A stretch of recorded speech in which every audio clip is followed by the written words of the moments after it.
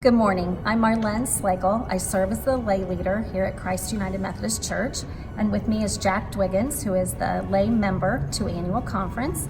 And it was our honor to represent this church at the annual Indiana Methodist Conference last week, and we wanted to share a little bit about what we learned. The theme this year was Water to Witness, and there were several components of the conference, one being worship. There were lots of opportunities for everyone to gather and worship. One of those was the recognition of the retiree service, where they recognized 75 clergy that were retiring this year in Indiana. And then another was the ordination service, where 13 clergy were ordained. Another celebration of life service was held, and that is the celebration that honors pastors who have passed on this year. And a former pastor from this church, John Elliott, was recognized at that service. There were also clergy and laity sessions, and I found out a little more about that there are lots of lay leadership classes that anyone can take on a wide range of topics, and those classes are offered both online and will be offered in Lafayette at some of the area churches next year. So if any of you would be interested in taking one of those day classes or couple day classes, you can see Jack or I, and we can get you hooked up to do that. There were lots of reports given during the conference on topics such as budget, health insurance, nominating, those kinds of things. One really fun thing that I got to witness was the Emerging Leaders Group. And this was a group of youth who are being guided and trained basically to become future leaders within the Methodist Church. And several of them were involved with running the conference, and in particular, a young lady by the name of Molly, who was just a junior in high school, was really dynamic in helping run our conference, and that was a really cool thing to witness. There were some other fun things there, such as the ice cream social vendors, and maybe one of my favorite parts was the artist on stage.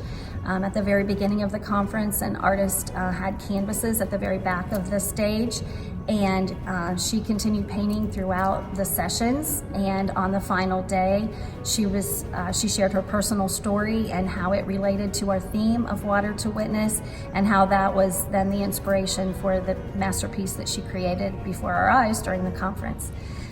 One other thing that was announced is there will be a move of the annual conference from Indianapolis to Marion, Indiana next year, and it will be held at the Indiana Wesleyan campus, which should be a major cost savings but still offer good facilities for the conference.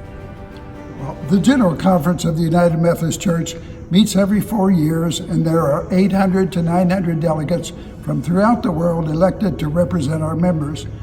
The General Conference is the only body that speaks for the United Methodist Church.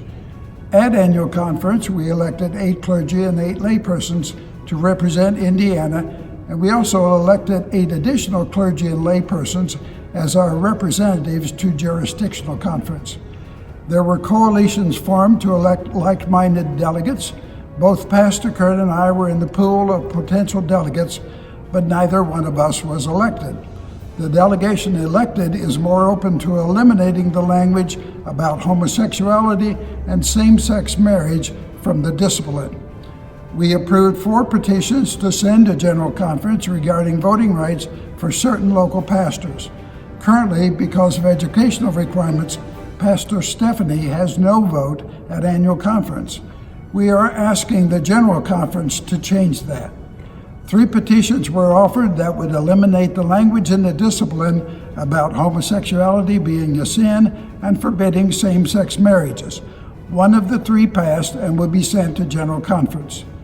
Bishop Trimble's words in the Episcopal address challenge us to bear witness to the world and dares us to listen more than we speak, forgive more than we fight, share more than we expect, and pray more than we worry.